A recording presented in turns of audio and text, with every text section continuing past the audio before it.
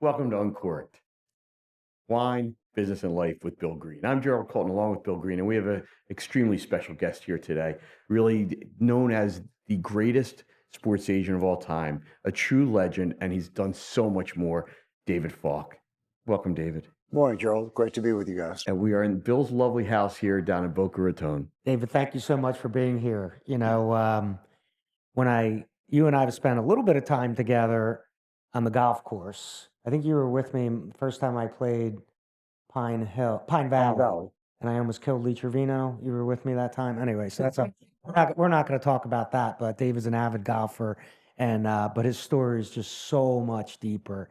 And here's a lawyer that said, "I'm not sure I want to be a lawyer because I have a much bigger fish to fry." David, tell the early story. So I grew up in a very working class neighborhood in Long Island, Seaford, Long Island. My mother was very highly educated, Pearl Falk. She was a teacher. She had 2 master's degrees. She was an interpreter in Washington, D.C. for Nelson Rockefeller during World War II. My dad was a butcher, never finished high school. It was a real oil and water marriage. I never quite figured out why they got married. But my mom was my lifetime mentor. And I always wanted to be a lawyer. You know, some kids want to be an astronaut or a basketball player.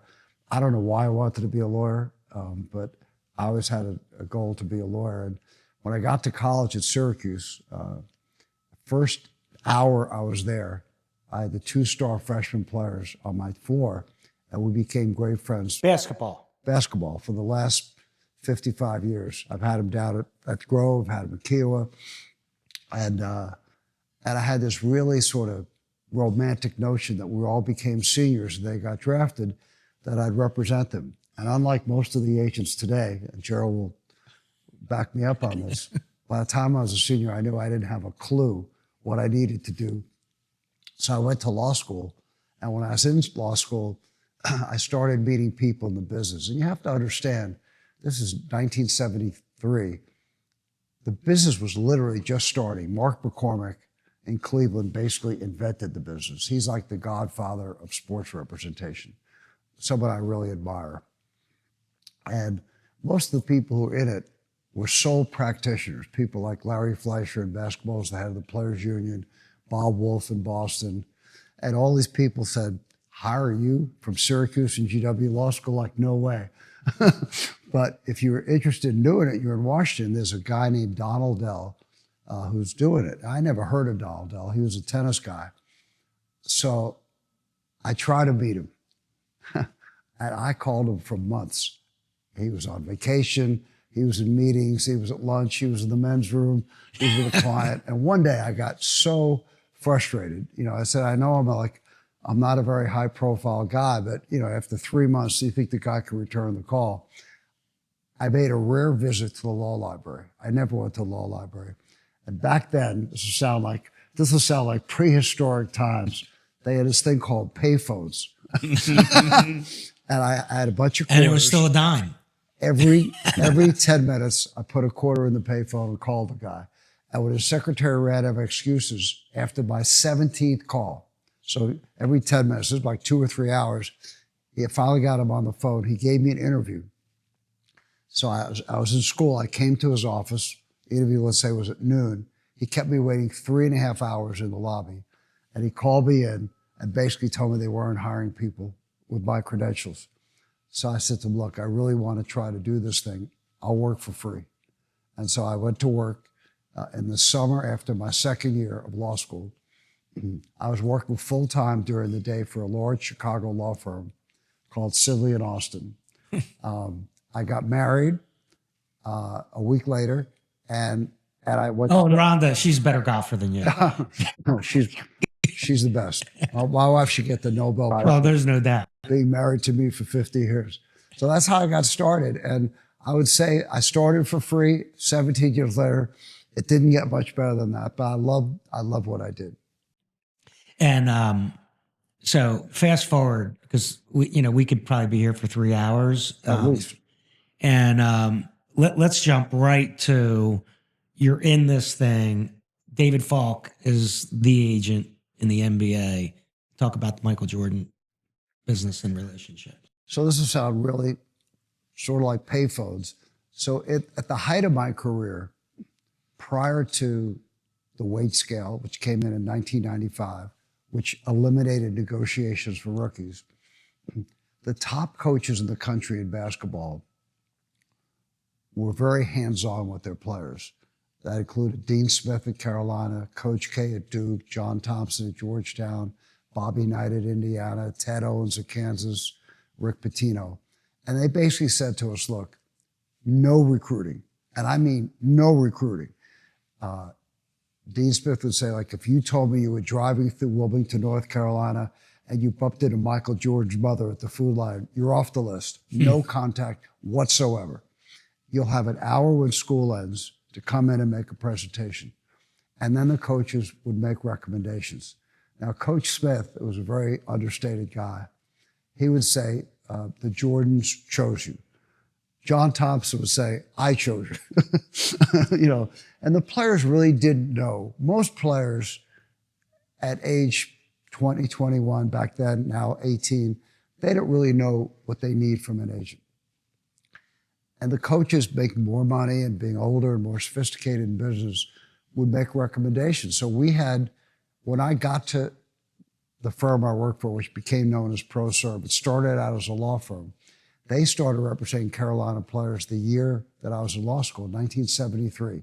They represented people you probably never heard of. Dennis Weisick, a fifth-round pick of the Spurs named George Karl, fifth round.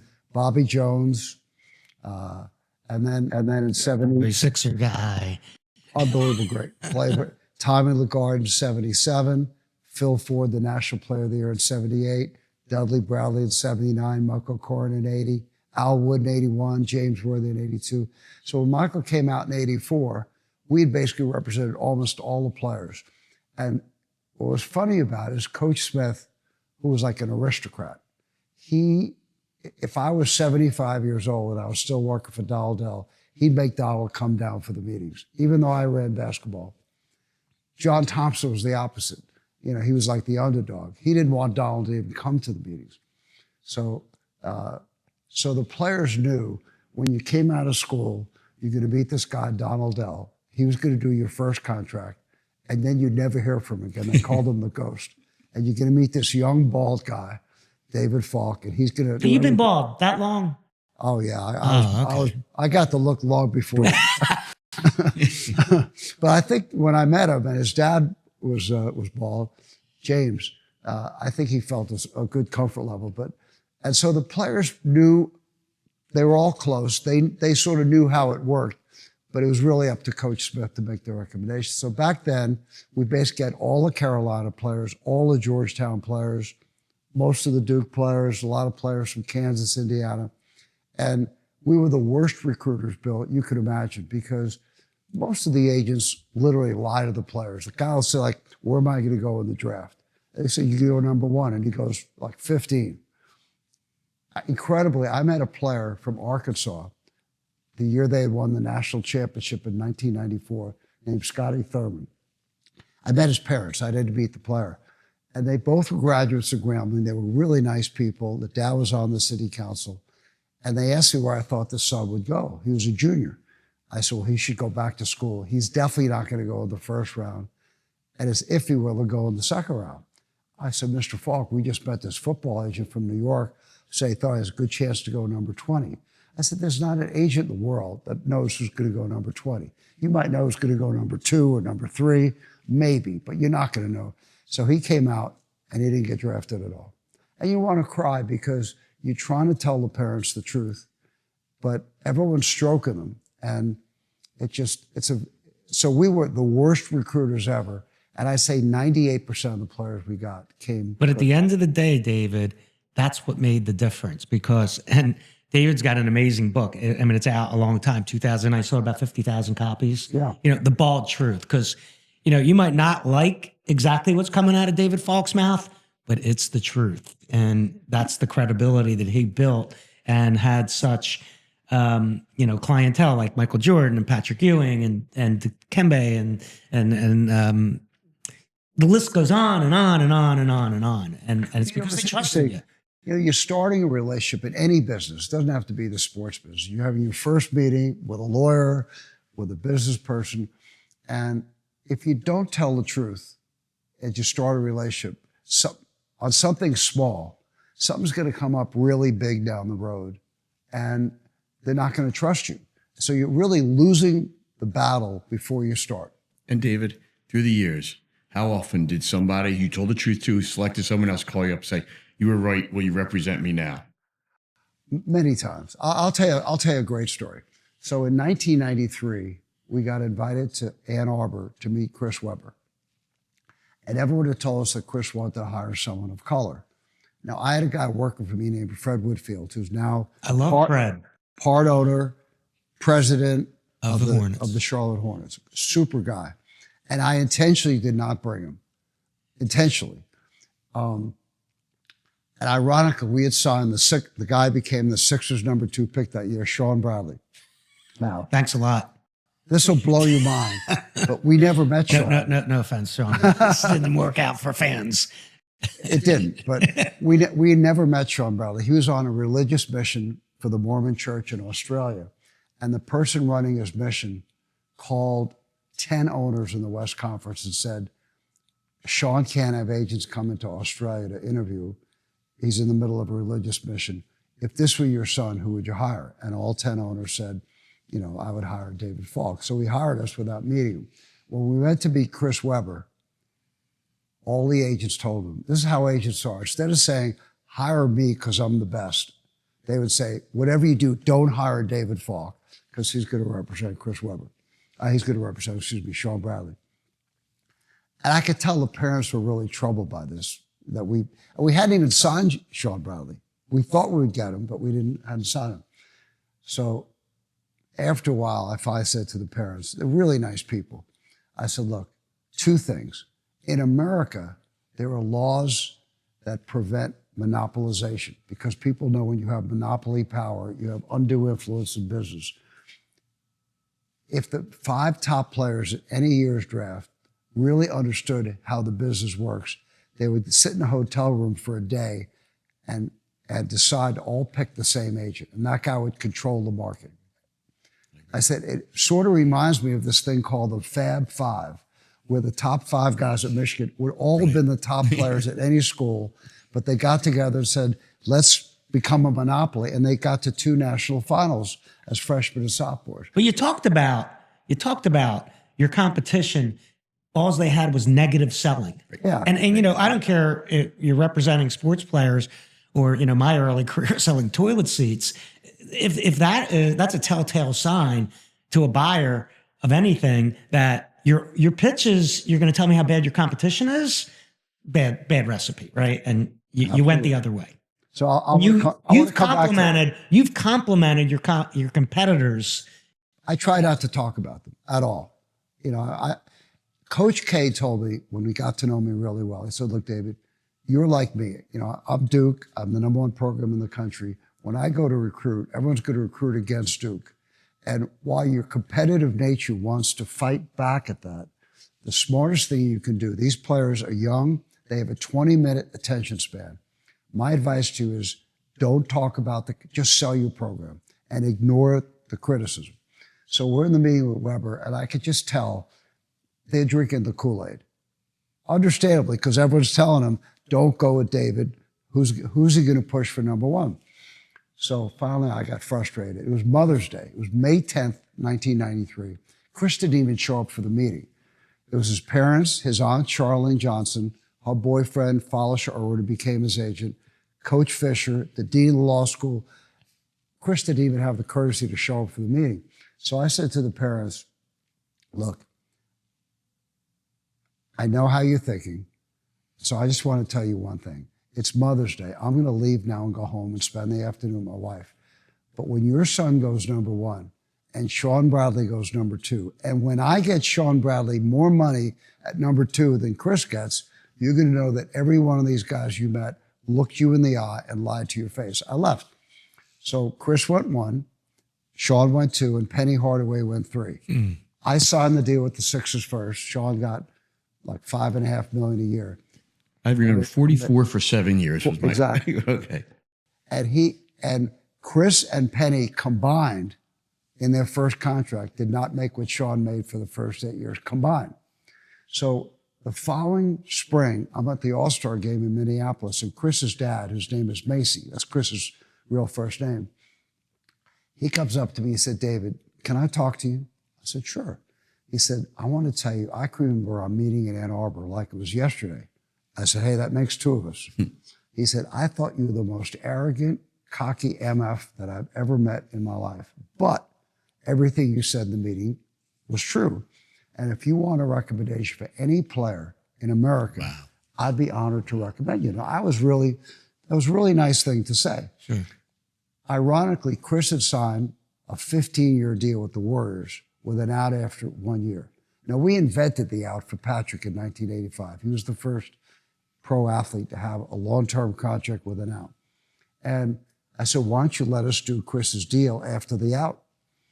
But he stayed with Fallescia, and he did a 1 year deal for $2 million, gets traded to Washington.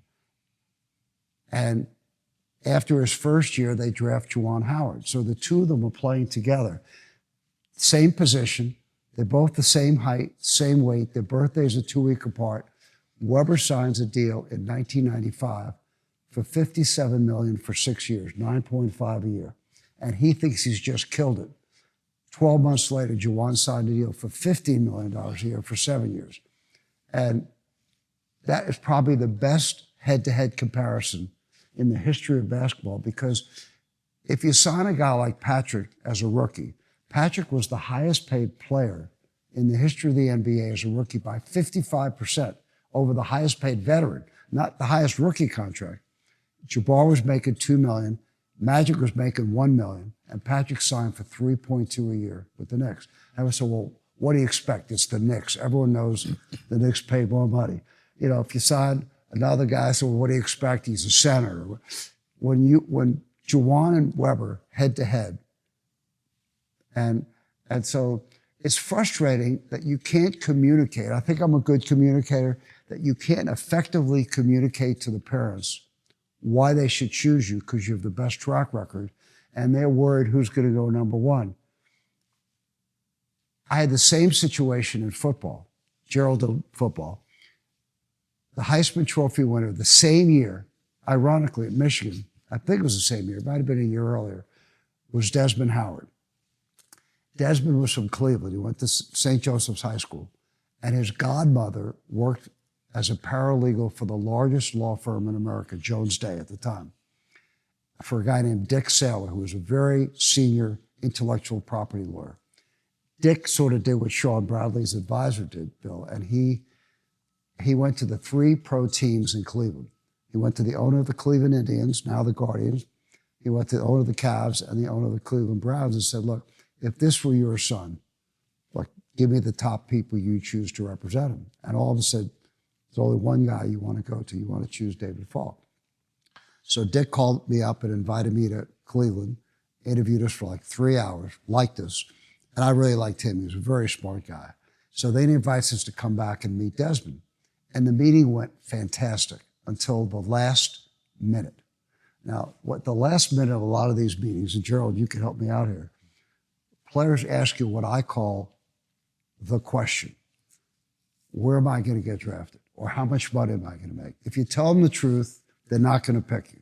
Now, I'm not a dummy. I know that the guy just won the Heisman. He had the famous pose when he made the touchdown. I remember well. And I knew he wanted me to tell me he's going to go number one. There's only been 3 wide receivers in the history of the NFL that have gone number one. And the last one was Keyshawn Johnson, who's 6'5". There's no way that a 5'8" kick return guy is going to get number one. So I said, look, I know you want me to tell you to go one, but you're not. And you should pick me because I'm probably the only guy that's going to look you in the eye and tell you the truth. You're going to go 4 to 6. So he didn't pick us. He picked my friend Lee Steinberg, who I really like. And of course, Lee told me he was going to go number one. What number did he go, Bill? 5. 5. And he gets picked by the Washington Redskins in my backyard. So what he did, and we never did this ever in basketball, but we had done it the year before for Rocket Ishmael. They came to us last. He picked a guy to negotiate his NFL contract. A different guy negotiated his Canadian League contract, someone to do his money, someone to do, and we did his marketing. We made him a lot of money. So Jefferson Desmond Slack. asked us, would we do the marketing? And I said, sure. So Lee, at number 5, told Desmond, and I say this respectfully because I think the world of Lee Steinberg. He told me make him the highest paid offensive player in the league. There was just one small problem. The Redskins had 3 all-pro wide receivers, Art Monk from Syracuse, Reggie Sanders, and Gary Clark. They looked at Desmond as a kick returner. So Lee asked him to make him the highest paid guy. They made him an offer, and they sat on it all summer, all spring. So Dick Saylor got pissed off, the lawyer, calls us all to Cleveland. And he says to Lee and I, he says to me, how much is the holdout damaging your ability to market him? Now, the truth was it destroyed it because the fans were pissed off. Who's this cocky rookie that thinks he's going to supplant 3 all-pro wide receivers on a really good team? But because Lee and I were friends, and I don't believe in being negative with I said, look, Dick, the marketing is a dessert. The contract is the main course. Let Lee do whatever he needs to do to make the deal. And when he's done, we'll pick up the pieces. And there weren't many pieces to pick up. He got basically the same deal he would have got on the first day because he had no leverage. And it wasn't, no one would have had leverage. But the point is, we lost a really good player because we were honest. And it's incredibly frustrating. But if you go the other way and you lie, then I can't lie. I just can't do that. I mean, I'm capable of doing it, but I won't do it because I think you'll never have a long-term relationship with the player if he knows that something as silly as where you to go in the draft if you lie. So with that, I know you tell the truth. And probably the reason why David and I have had a relationship for a long number of years is not because of sports and not because of business, is really because we both have an amazing affinity for wine. Absolutely. So you have a wine next to you with this little white ring around it over there. And I want you to tell me the truth. And I'm going out on a limb here. The bald truth. Here we go. Dun, dun, dun, dun. Come on, let's let a little click here first. Before I drink, I need to click. Oh, man. I like the glasses. Thank you. They break a lot in my winery.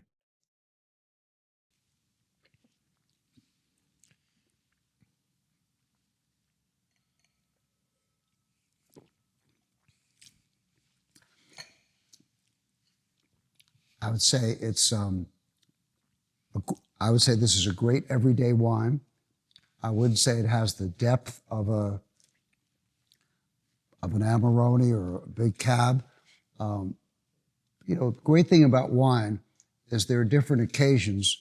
You don't always want to have a big wine. Like if I'm having fish, in the old days, as you know, Bill, in the old days, you walked into a French restaurant and you ordered red wine with filet of sole, they'd throw you out. Very true. You can't have red wine. Now, I have red wine almost all the time. My wife, Rhonda, she'll drink some white burgundies, but she prefers red. And there are times you need to have a red that's not going to overpower what you're eating. That's right. This would be a great wine just to sit around in the An afternoon. everyday wine. I like it a lot. It's light. It's got a nice flavor.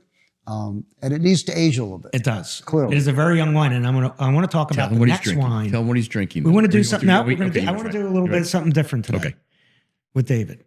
Fair. Because Hey, obviously he's got David, quite a what was palate. the name of that restaurant you and I went to in DC? We had Tosca.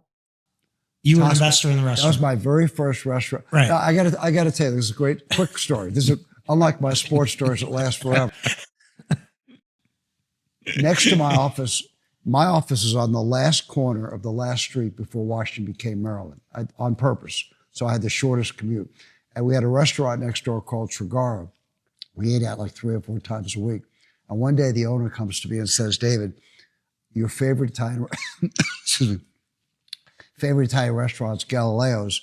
The sous chef at Galileo's and I are opening a restaurant. Would you like to invest in it? No one had ever asked me that before. So I asked my financial advisor. He gave me the great advice. He said, David, never use the word restaurant and investment in the same sentence. If you want to help your friend. But Paolo Sacco, who opened the restaurant, is a great manager. And I was in it for about 18 years, made pretty good return on the money. It's my favorite restaurant. It's really amazing. As a matter of fact, so I remember I had a business meeting in DC and I called David. I said, hey, I'm going to be in town. Let's meet for dinner. He says, I got the perfect place. Can I bring, and I said to you, I said, can I bring my wine? Right. And I want you to taste the next wine and I'm going to loop this story back in.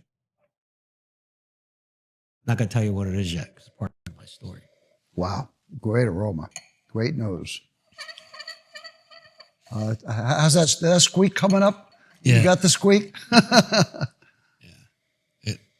Wow. It's really, I went to two different ends of the earth on this little taste here for David Falk.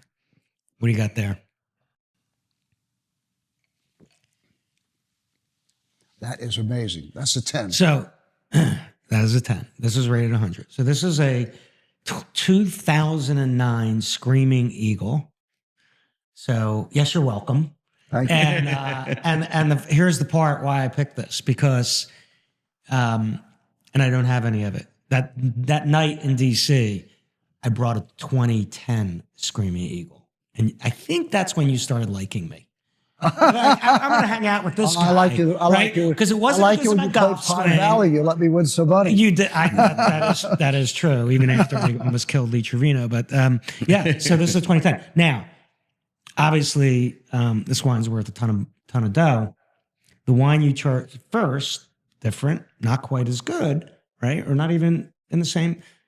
That is a Saddle Hill 2022, my new winery. I'm super proud of this wine. It's a Bordeaux blend, so it's on the you nailed it perfectly. It's on the medium bodied, medium to full. Definitely not a full. Now this is amazing. Like, I think, there's such a snob appeal for French wines. My wife showed me an article where they had a wine tasting, and between American cabs and Bordeaux's, and knowing the incredible snobism of the French, what they did is they switched the bottles. They emptied the bottles and they put the French wines in the American bottles. And the French people, thinking they were drinking the American cab, said, oh, this is like, grape juice. And it was the French wine. So listen, I think that the 5 great Bordeaux's are off the table. But I think if I gave you a glass of this, or a glass of Harlan, or a glass of, Grace, or I saw you had Brian family in there, versus a Haut-Brion, very few people. I couldn't taste the difference. And so for me, it's like, I tell people, if you go to buy a speaker for your stereo system, and someone shows you a $5,000 speaker and a $500,000 speaker, and you can't really hear the difference, why do you want to spend the money? And so for a lot of people who don't drink a lot of wine, they love very fruit-forward wines. I tell them, I think the best value of any American wine is Turley, Zinfandel. Yeah. It's bigger than a cab, very fruit-forward. It's like $45 a bottle. I love the Doozy, the Dogtown, Paisenti. They're great. Now, are they Screaming Eagle? No way. Right. But if you can't taste the difference. But you're bringing in other flavors, right? So a lot of times, when you go to a wine that just got overaged in an oak barrel, you're tasting the oak, and somebody that really doesn't understand flavors, like, oh, this is amazing. Oh, you taste the oak. Well, the reason why you taste the oak, because there's no fruit. Right? So anyway, David, you and I could chat about wine all day. And we should. And you're missing, but yeah, it is First wine business and life. But we got business and life together. I want to toast you, because I think it's an amazing accomplishment of all the great things you've done in your career to start a winery in your hometown.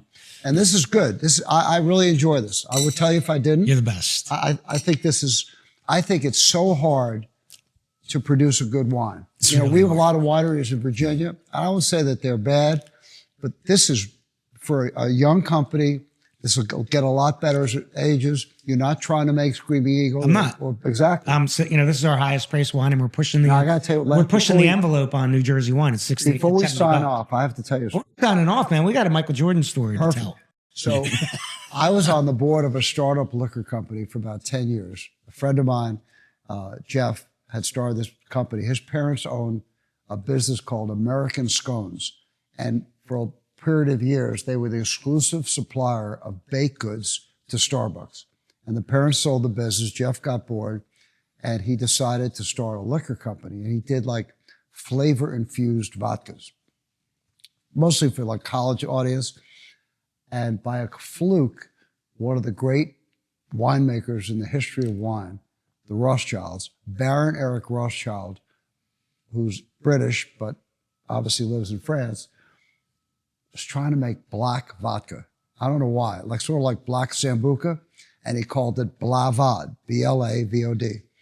And I got introduced to him a few times, so I took my daughter, Dana, my older daughter, who you met, Gerald, to Europe. She did a semester in Florence.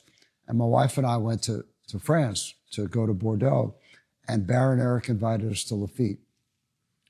And we go at the bait. First of all, I was shocked. They had bottles back to the 1700s. Oh, yeah. And they recork them every 25 years or so.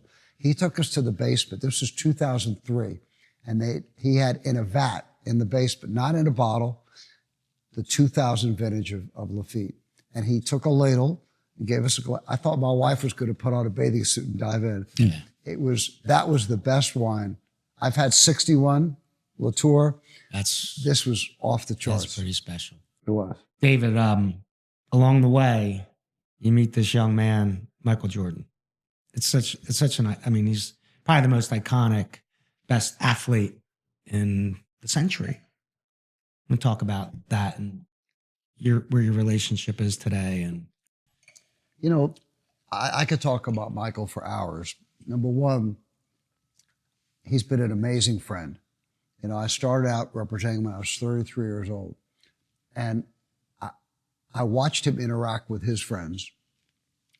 And I was really nervous that if I got too close to him socially, that he wouldn't respect my advice. So I sort of artificially kept a distance. We were close, but I didn't want to be like buds. And there were times in his career when he had to make business decisions, including his very first one, choosing Nike. He didn't want to visit Nike. You know, everyone gives credit to his good friend, George Raveling, who I love, and Sonny Vaccaro, who, you know, I won't say I'm close to. They were so influential, I couldn't even convince him to get on the plane.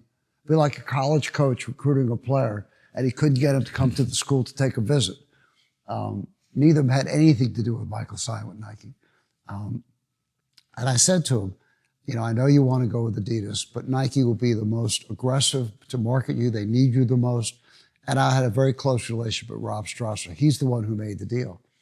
And so over time, there were situations where you had to tell him things you knew he didn't want to hear, that he would be upset if you told him, but it was in his best interest. And I think the reason we had such a great long-term relationship is he learned that I would always be brutally honest with him. That was my job. And now, I can't tell I enjoyed having confrontations with my clients. I don't think any person, I would say, very few people I've ever met enjoy confrontations.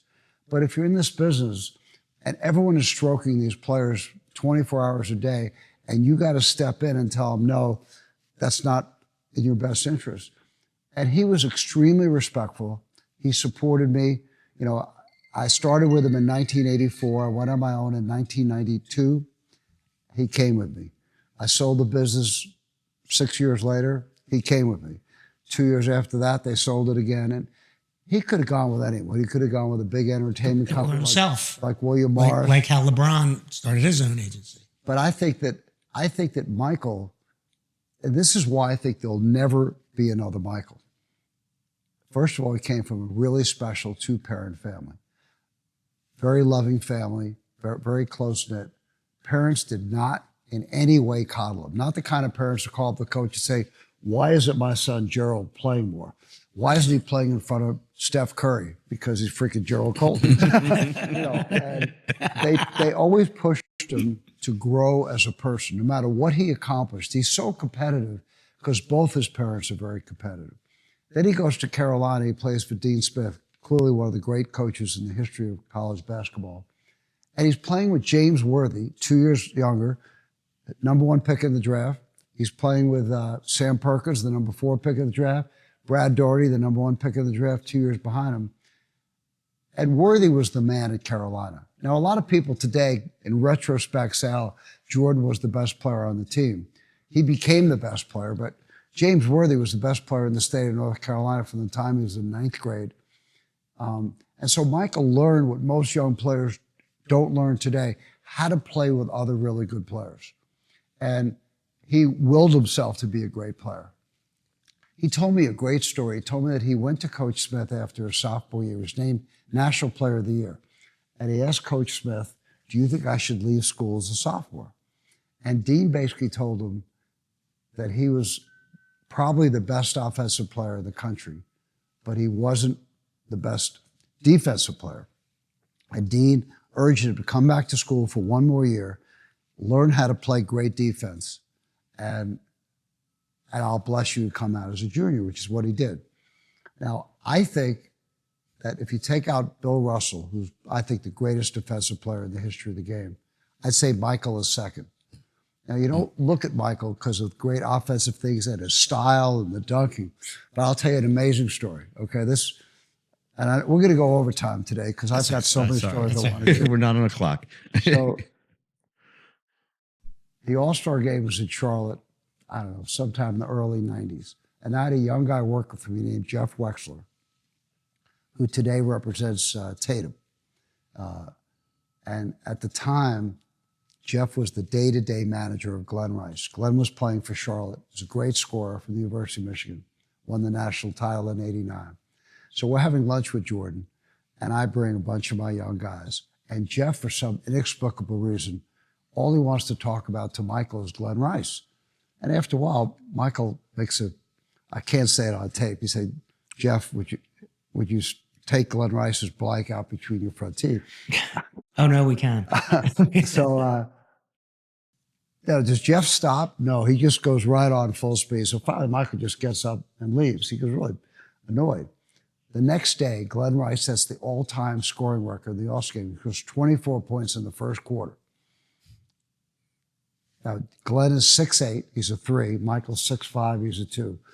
To Glenn Rice's misfortune, the first game after the All-Star break, Tuesday, is Charlotte at Chicago. Now, Michael is still steaming from this lunch with Jeff. So he decides, instead of guarding the 2, he's going to guard Glenn Rice. Glenn's averaging 24 points a game, shooting like 55% from the floor. He takes 15 shots that night. How many did he hit? I have no idea. Give me a number. I don't know. 3. I'd say 0. 0. Oh, 0. After the game, Glenn calls Jeff Wexler and says, do you know how hard it is to play against Michael Jordan on a normal night? He's so incredibly competitive. I don't know what you told him. I don't know what you said to him, but it was like putting a red flag in front of a bull. If you ever mention my name to Michael Jordan again, you're fired. and he's, I mean, his career is just magnificent, but just kind of fast forward a little bit. And only because I've probably seen the movie Space Jam 100 times, because my son, who's now 31, when he was a little kid, he sat on the sofa and one episode, he just kept watching the same movie over and over again. I want you to tell Space Jam is such an iconic movie. More brilliant work with Sean Bradley, by the way. Sean was in it, right? Sean was in it. Yeah. So I have a really close friend named Ken Ross. I'm going to tell you this in the long version. Ken worked for CBS, both in video and in music. Now, in the early 80s, the NBA decided to make videos of the star players. So they were sort of like music videos. And so about 86, maybe 87, I decided I want to do one for Michael. At the time, the person who ran NBA Entertainment was Gary Bettman, who's currently the hockey commissioner. And I really like Gary, but he was like a little Napoleon. And so He was raised by David Stern. the NBA though. had a, what's that? He was raised by David Stern. Exactly. The NBA had a joint venture to do these videos with 2 companies, CBS and Fox.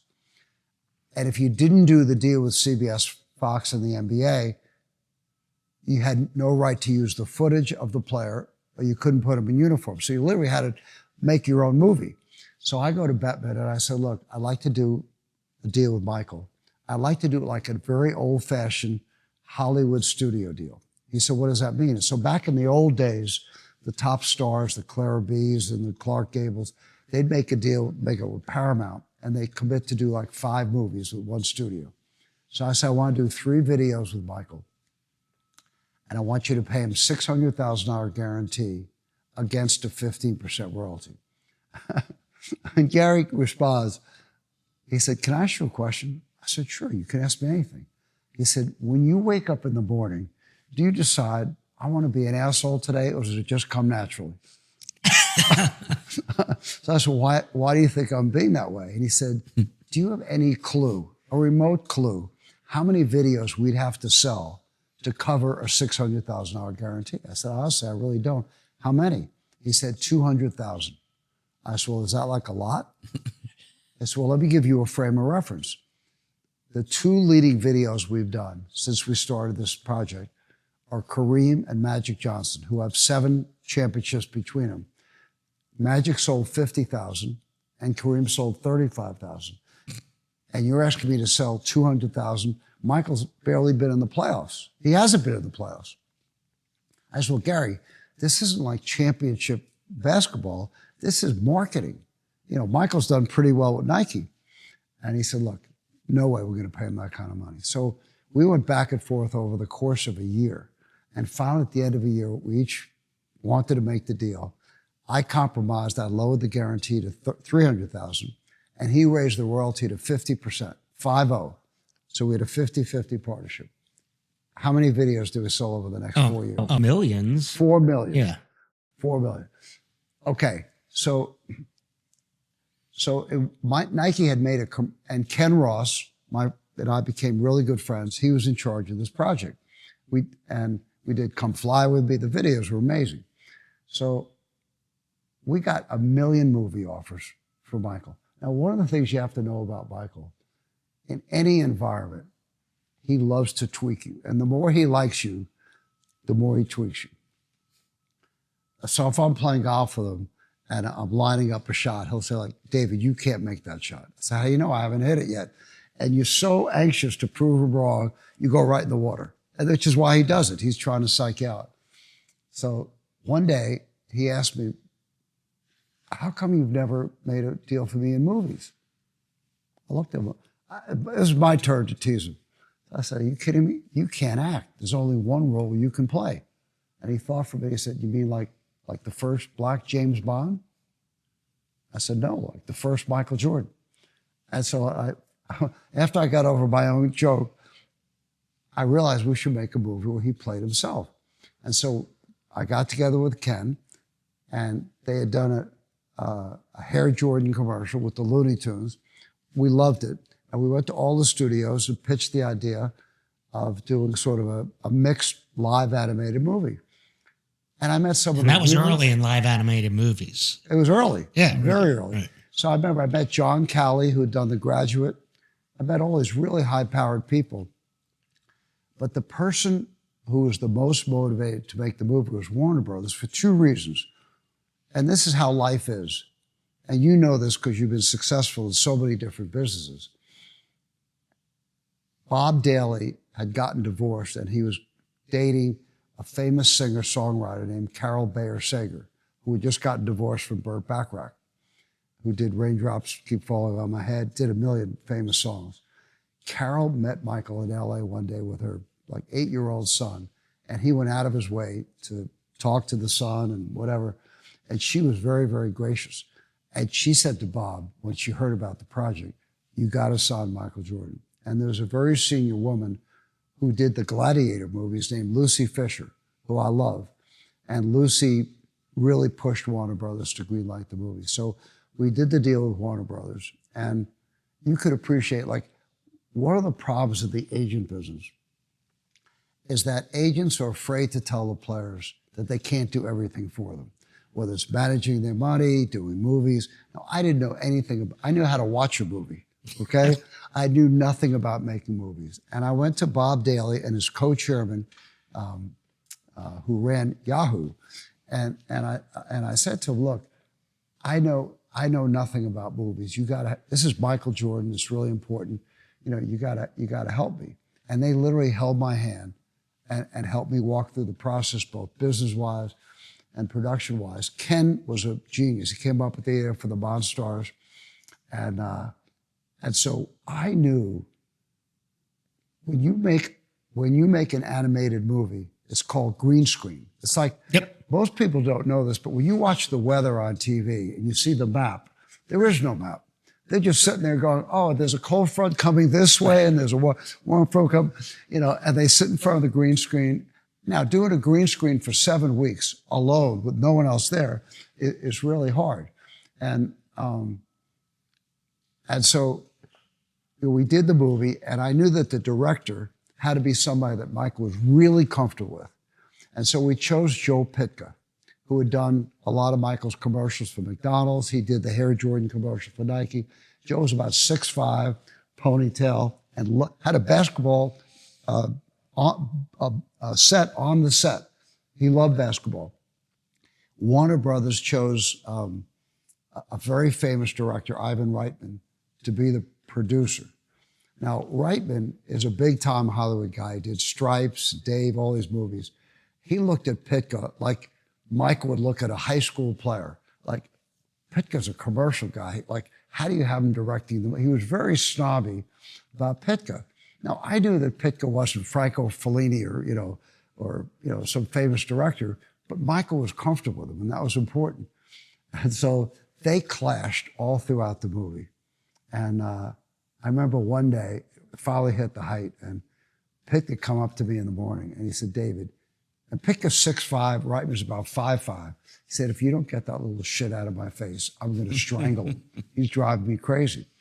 And so I go to USC. They're filming the basketball scenes in the movie. And I go up to Ivan, and Reitman says to me without saying a word, David, you're a pretty smart guy.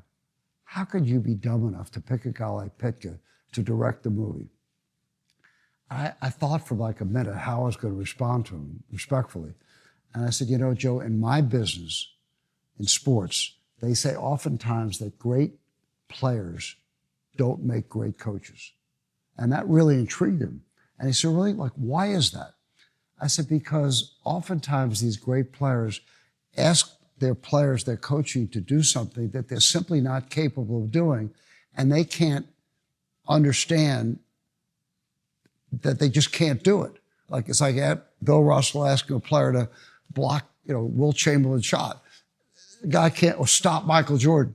And he didn't get that I was giving him an analogy, like maybe Pytka isn't a great, but he's Michael's guy, and Michael trusts him and likes him. So the movie had some contention, but it was, for me, it was so much fun. And Terry Semmel and Bob Daly were amazing supporters of mine. Movie came out great. It was really popular. And I got to tell you, never having been in the movies, that when the credits came on, which is the very first thing, we had a huge negotiation with Reitman's people. And Ken was very aggressive. He's a quintessential New Yorker. The first thing that comes out of the movie, it says a Falk Ross production. Reitman wanted it to say, Reitman, whatever. And we argued about the size of the credits. And I got a kick out of when I first watched it the first few times, when your name comes on the credits. They offered me a cameo in the movie. And I said, no, I don't want. Well, you could have called me on that one. I've absolutely done that because I play a great Bugs Bunny. Bill, as David talks about all these stories of his legendary career, truly legendary career, it just hits on all the things we try to do here on Uncorked, which is talk about wine, which I got to tell you, he is, but you are the most connoisseur, expert wine drinker person I've ever heard who's a sports agent. I mean, you put a bunch of sports agents together, they might be able to tell you the difference between a light beer and a regular Miller, but that's about it. And he can really discriminate and appreciate the wine. The other part is he started in a business that was only approximately 10 years old when you got into it. And Oh, less than that. well, Mark McCormick to start Started on at 67. Okay, and he had Arnie Palmer. Like they weren't even what David Falk became. And there, as you said, Bob Wolf was in Boston, had Larry Bird, but there was just a bunch of guys representing pretty much individuals. Yes. And still to this day, the skill set of being a sports agent is really different than being a businessman to a lot of people. But David was a visionary and he got it all, which is the artistic side to make a movie. And that wasn't, and the Air Jordan things that went on with the sneaker marketing. Most sports agents were really in it because they didn't know what else to do. Most of them had law degrees early on, wanted to be part of sports, which is a lot more fun than being part of corporate litigation or anything like that. But it wasn't about the business itself. David turned it into the business more than anybody else. And another thing that you can hear these stories, and he talks about getting Michael Jordan as a client and Dean Smith pushing him to him or leading him to him, but keeping him was really the beauty and the talents of David Falk, because the whole world is trying to get him. He's not even becoming his best friend. He's still telling the truth. People would have done business with Jordan for free. For right? anything to be a part of him. But here's what honestly, I think you and I became better friends after Michael Jordan's career. And one of the things I just love about you is that you love giving back. And, you gave back to so many young men that really needed role models in their life. Syracuse. So I had 3 kids that went to Syracuse. You know that. And they would always text me and say, Dad, the David Falk School of Sports Management. Talk about that. So as I mentioned at the very started out, by far the biggest influence in my life was my mother, Pearl Falk. And one of my great disappointments, my mom saw me in the business when I first started. I never made money working for Donald Doe. Literally, the most I ever made was $220,000, which a lot of people say is a lot of money, but considering I was representing Michael Jordan, Patrick Ewing, Dominique Wilkins, John Stockton, Coach K, I go on,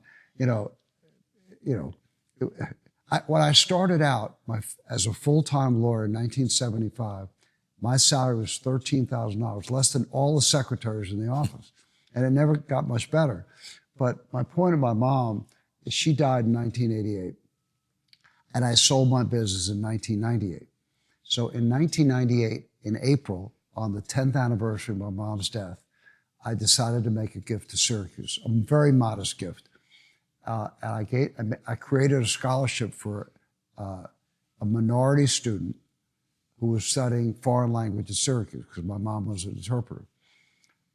In June, I sold the business, and the endowment people called me up. It was all over the papers that we'd sold for, well, in sports was considered a lot of money. It's not a lot of money, it wasn't Apple or, Paramount. And they said, God, we just saw you made all this money. Do you want to reconsider your gift? I said, no, I'm still going to make it.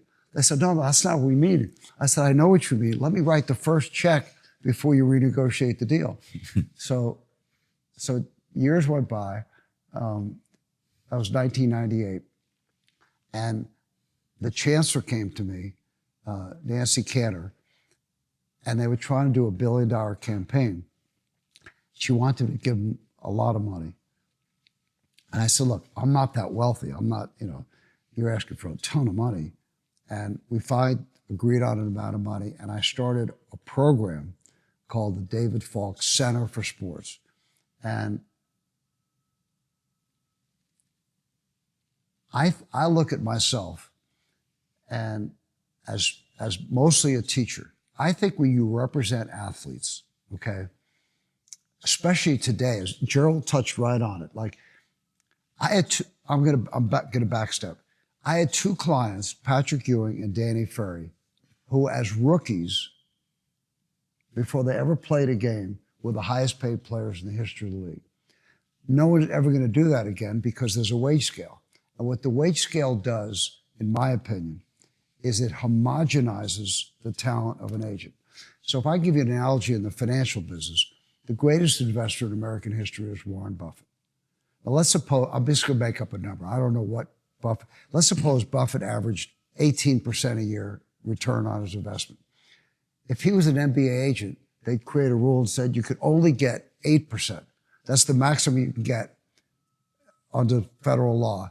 He would turn Warren Buffett into a guy coming out of B school because he couldn't use his talent to get the kind of returns that only Warren Buffett. So I got frustrated. Now, I thought it was the dumbest thing in history when the union put the wage scale. I'm going to tell you why. They put the wage scale in. This is a little bit of like the history of the NBA, because a lot of people look at contracts and say, the worst contract in history for a player who I have tremendous fondness and admiration for was Magic Johnson, because he had a really poor agent. And he dealt with one of the most sophisticated owners in the history of sports, Jerry Buss, who we knew before he became the owner of the Lakers. He was very involved in tennis. Jerry was expert in deferred compensation. So at the height of inflation in 1982, when the dollar was the lowest ever, the yen, interest rates were like 18 to 20. I had 16.8% for my first mortgage in 1980. Exactly. Yeah. So let me pick that up. So Jerry Buss had bought a huge number of mortgages in Phoenix, LA, and San Diego. One of them was roughly 20%, $3.2 million mortgage. So the first year it threw off like 600,000, grew like 3.8. It got up to about 5 million by the time Magic's contract started. And that $3.2 million funded the $1 million a year for 25 years. And, you know, you want to cry when you see that happen. So I got interviewed on CNN when Magic signed the deal. And they asked me, do you think this is the Armageddon of sports when an athlete can make $25 million? And as we touched on earlier, the last thing you want to do is criticize or negative recruit.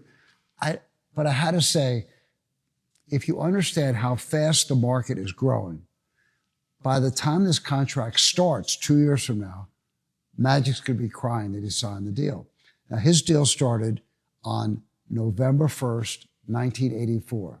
On September 20th, 1985, a rookie named Patrick Ewing signed for $3.2 a year for 10 years. Now, a lot of people would say, well, what's a better deal? $25 million. Now, suppose Patrick had signed for 4 years for $3 million a year, $12 million. People say, well, Magic got twice as much. I would say, no, Magic got 1/3. He got $1 million a year. You could only play for so many years. So I felt that the barometer of contracts wasn't the total, it was the average.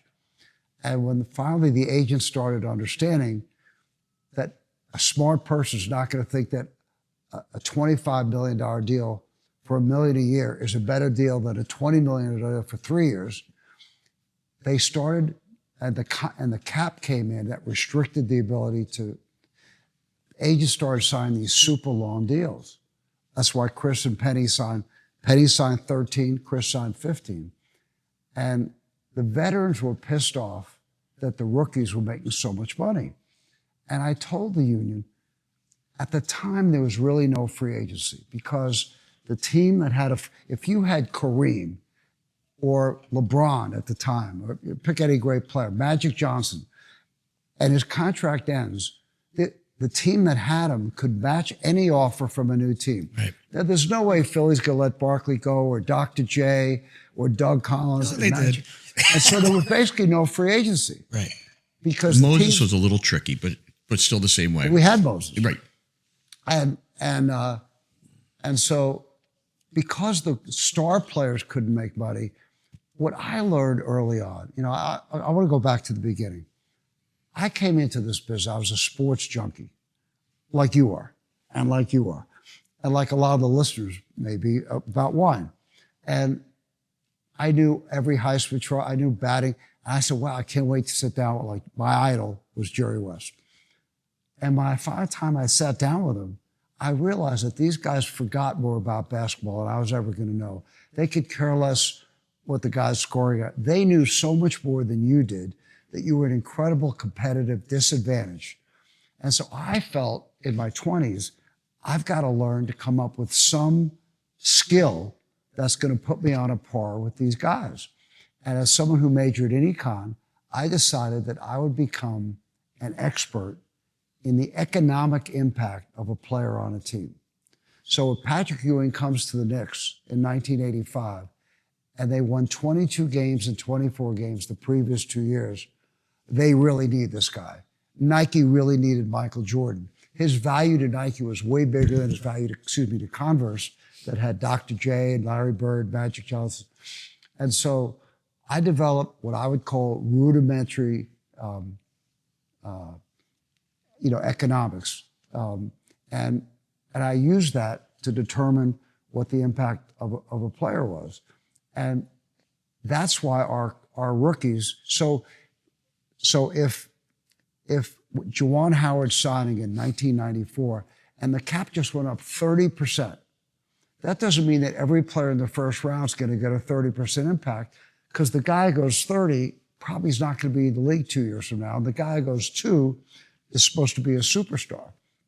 And so I developed my own ability to go into a team as a lawyer and an economist and say, okay, you've got Bill Green, he went number 4, you won 12 games, you need a power forward, whatever. And we started developing our own market.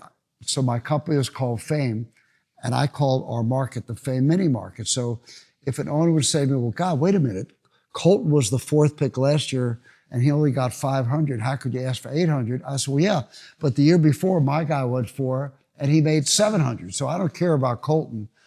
Just worry about the deals that I did. And so I told the union, if the veterans aren't going to make the money because there's no competitive bidding, and you have a special rookie, you have a Ewing, a Shaq.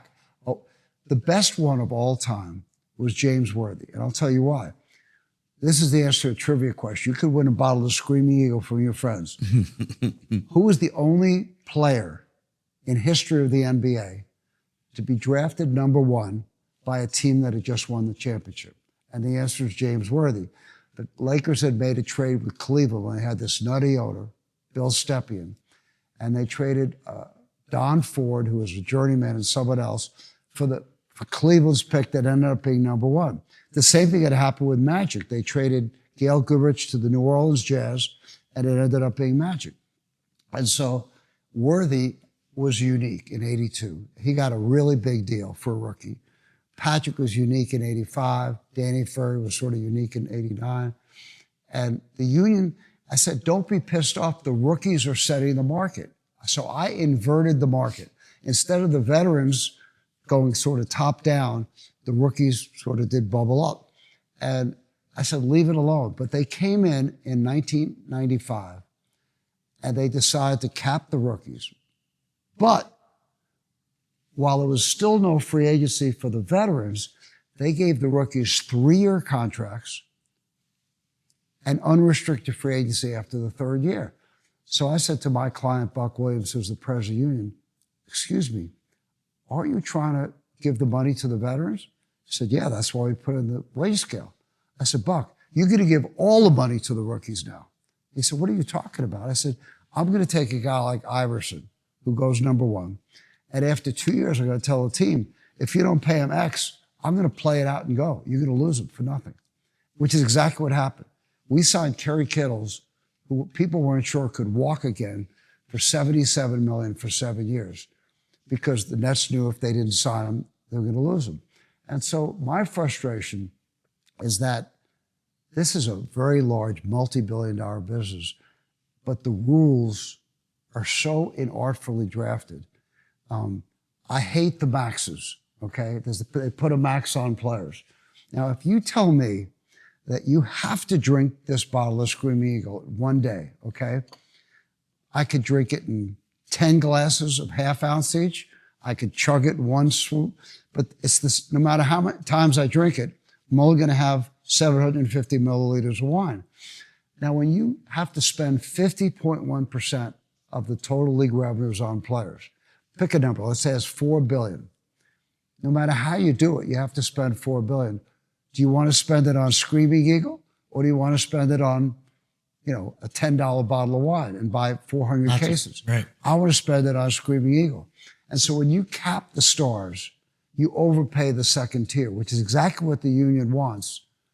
But it's not how, Now, if I give you a great analogy, and then we're going to wrap this up, because I know you want some more wine. Think about the movie biz, okay? Let's suppose you're my client, okay? And I'm a Hollywood agent. And I say, Bill, you're working in the Cheesecake Factory as a busboy. I just got you a role in Equalizer 4. Now, I'm a big Denzel fan. If Denzel's out there, I don't know if you like wine. I love Denzel Washington. Love Denzel. One of my favorite actors of all time. And by the way, played freshman basketball with PJ Carlissimo at Fordham. Wow. So, so you said to me, God, you got me a role in the movie? That's great. How much am I going to make? I said, you're going to make scale, which is like the minimum. And he said, well, how much is that, David? I said, Bill, scale's $100,000. He said, wow, that's freaking amazing. You got me a job for like 6 months to make $100,000 to be an extra in a movie? And then at the last minute, you get this wild idea. And you say, excuse me, before I commit, how much is Denzel making? I said, Denzel's making $40 million. He's the star of the movie. He's the reason people are going to come watch the movie. He said, wait a minute, you want me to spend 6 months of my life acting every day for 100 when Denzel's making $40 million? Now, what do I tell you when you ask me that question? I tell you, Bill, you have two choices. A, you could take the 100, or B, you could take a daytime job as a busboy making $15 an hour. Just tell me what you want to do. Now, if I could put the perfect system in the NBA, I think guys like, over the last 50 years, Magic Johnson, Michael Jordan, Kareem Jabbar, Dr. J, LeBron James, Steph Curry, Embiid. In today's NBA, I think there are maybe 8 superstars, maybe. Those guys bring in the fans. They create the revenue for the huge television deals that Adam Silver masterfully negotiated.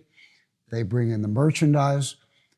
The rest of the guys are very talented, but without those 8 guys, a lot of people wouldn't tune in to watch it. Now, in Jordan's day, I think there were 30 of those guys. And I think the reason there aren't 30 today is because the guys don't stay in school long enough to learn how to play. They're incredibly talented, but they're not skilled. The Euros, who practice 400 hours a week, the best players in the league are Euros. Jokic, Embiid, Luka Doncic. I mean, it's amazing. It's not a coincidence.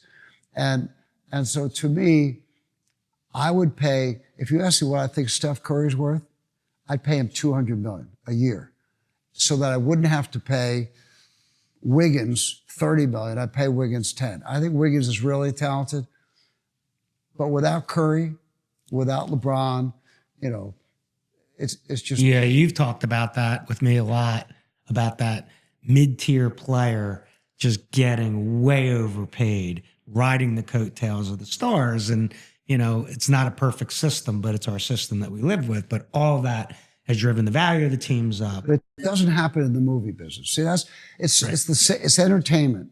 And I think in the movie business, people recognize that, yes, you could watch a movie like She's Gotta Have It, Spike's first movie, if no one's in it, you know, because, you know, there are movies without stars. I saw one last night. I watched the Bob Dylan movie.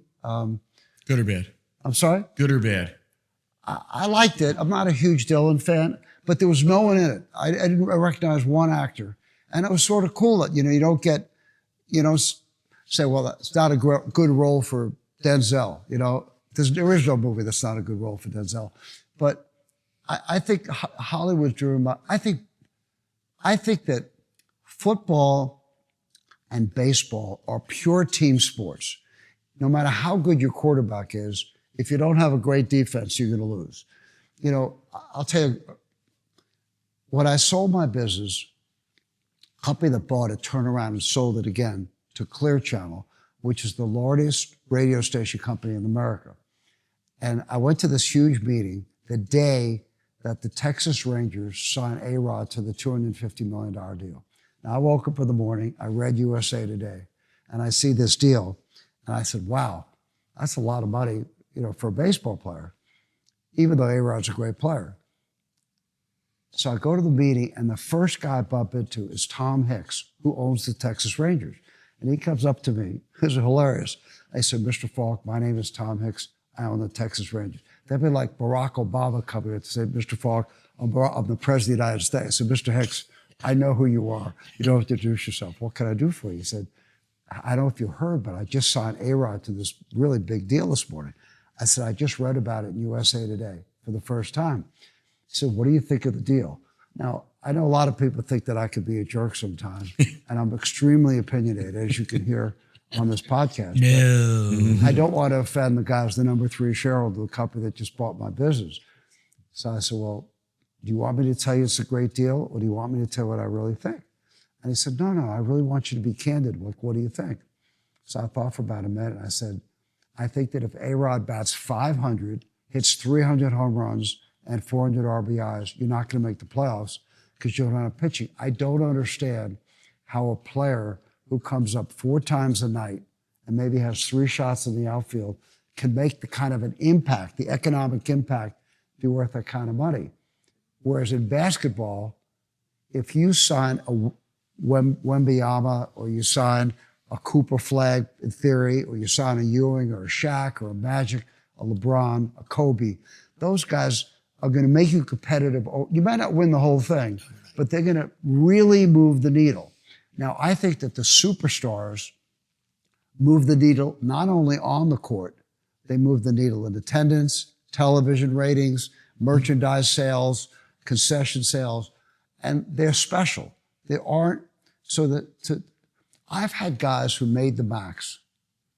Roy Hibbert, who's a great defensive player, made the max. He averaged 11 and 6, 11.6 rebounds. Otto Porter made the max. He averaged 13 and 6. Greg Monroe made the max. He averaged 17 and 9. Now, if you ask me, and I'm very biased for my own clients, are those guys max players? Hell no.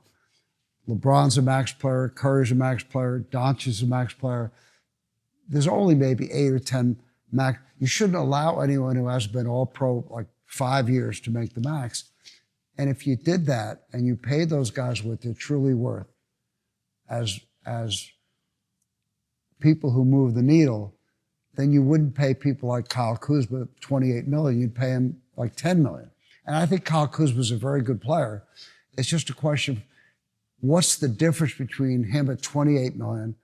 Now, last story I'm going to tell you. I have a very dear friend who you know, who lives 2 minutes from here, named Bruce Levinson. Bruce bought the Atlanta Hawks 15 years. He's coming for lunch? He can't come. Okay. He knew I was going to take way too much time on the podcast. He thought it'd be. We're gonna get Bruce on Uncorked. Yeah, that'd be great. So when he first bought the team, he asked me to have lunch. Now I want to know the owners because those are the guys I want to deal with. They make the decisions on how much money you spend on major players. So we go to lunch. Bruce is an extremely bright man, super person, very humble, and he said, look, you've been in this business a long time. What do you think is the most important thing that I need to know as a new owner? I said, Bruce, that's simple. You need to learn that there are 2 classes of players in the NBA. And he said, you mean like starters and reserves? I said, no. Big guys and small guys, foreign guys and American guys, black guys and white guys, college guys and high school. He went through like 100 categories. I said, no. I said, okay, I give up. What are the 2 categories of players? I said, there are guys you can live without, and there are guys that you can't live without. The guys that you can't live without, pay them whatever it takes to keep them.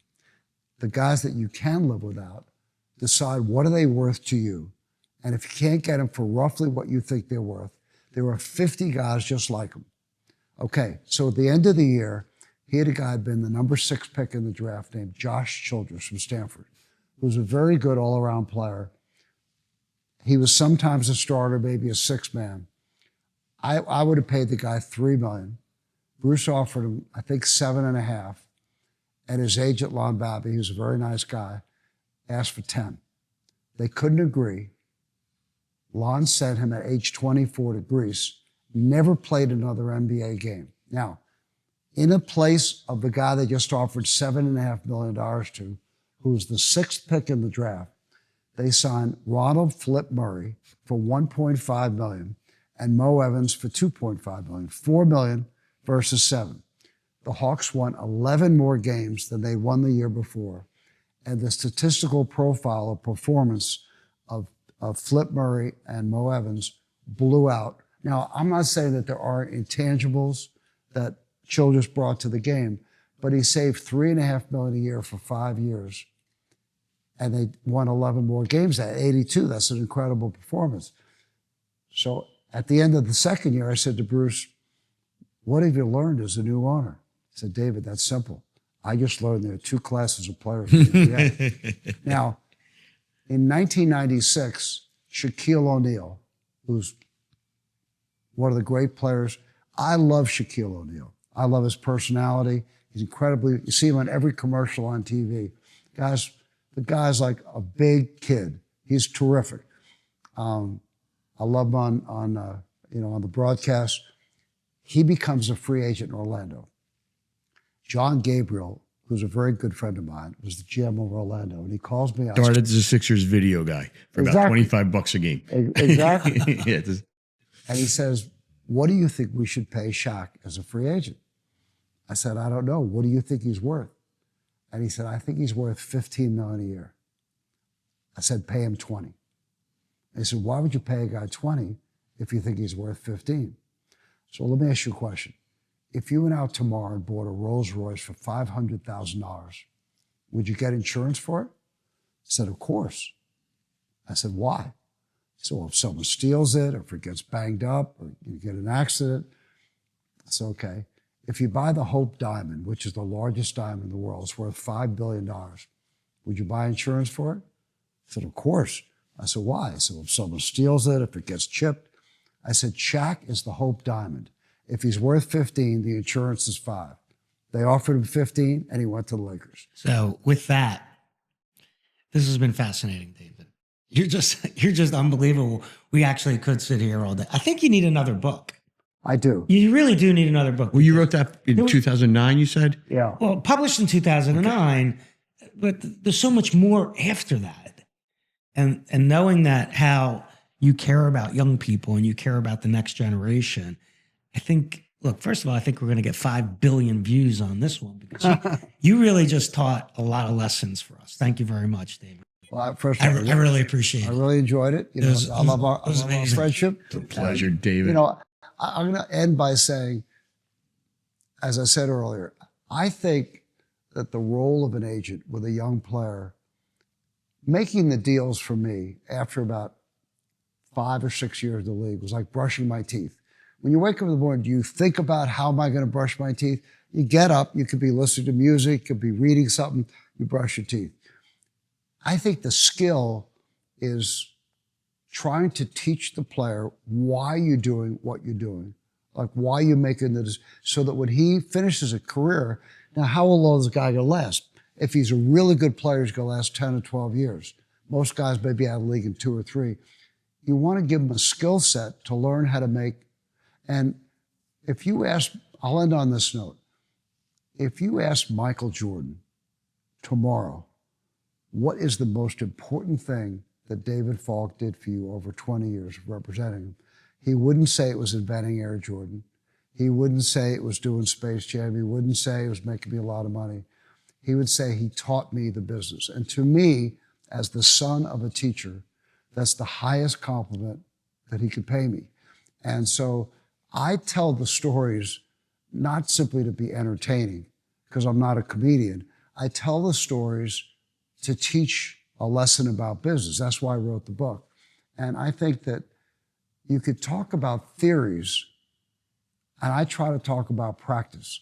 I think that the best indication of what you can do is what you've done before. The past is prologue to the future. I've really enjoyed it. I love you, Wine. Thank you. You have to come. You have to come. I know you don't pass through Voorhees, New Jersey very often. No, I go. I go. Philly. Well, we know the Phillies probably not going to be in the playoffs this year. He still has Elton Brand nearby to visit. Elton Brand. Elton's like my little. I love. He's a great guy. I love great Elton guy. Brand. He's an incredibly intelligent, man. Very humble. The one thing He's still living in Philly. I mean, he's the other thing I want to say about Michael, and if he heard this, he'd probably laugh and say it wasn't true. But, if you think about it, as an agent, if I could compare it to basketball, your job is not to be a point guard, it's to be a shooting guard. It's to score for your clients, to make the money on and off the court. And a lot of people would say, David's really unbearably egotistical, he's cocky, he's arrogant. I don't think of any of those things. But what happens in sports, and the best example I give of all time is Patrick Ewing. If you ask my two daughters, Dana and Jocelyn, who is the biggest, friendliest teddy bear they've ever met, they would say Patrick Ewing. My grandson Everett, who's 2.5 years old, my daughter lives across the street from the mother of Patrick's kids. And a lot of times, Dana will take Everett out for a walk, and he'll see Patrick. Patrick will put him up in the air. He knows who Patrick is at 2.5. He loves him. But when Patrick puts his uniform on, he's not a teddy bear. He's a T-Rex. He's the Terminator. He's incredibly competitive. And a lot of times fans have difficulty understanding what a person's like when you take. So when I put my uniform on, which in the old days was a suit, no one wears suits anymore.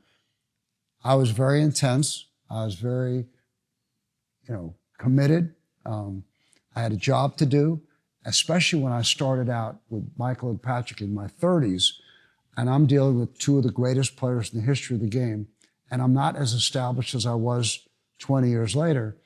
I felt a tremendous amount of self-induced pressure to perform at a very high level because you're dealing with the best in the world and you have to bring your A-plus game. Right.